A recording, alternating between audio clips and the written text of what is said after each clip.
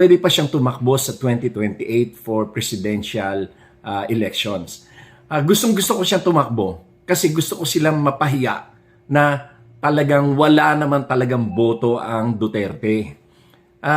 Masyado lang silang nag-claim na number one, mga ganyan. Pero actually, hindi.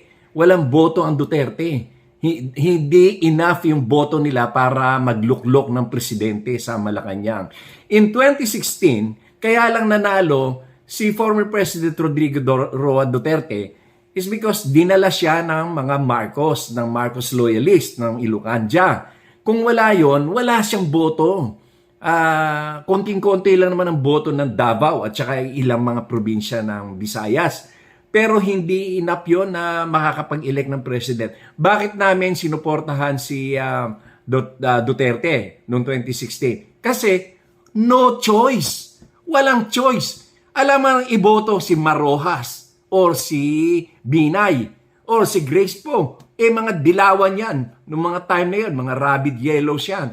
And si the late Miriam Santiago naman, alam naman namin na talagang matindi na ang karamdaman. Kaya nung nangako si Duterte na ipapalibing niya si former or the late President Ferdinand Marcos Sr. sa libingan ng mga bayani, di doon na lang napunta yung suporta namin.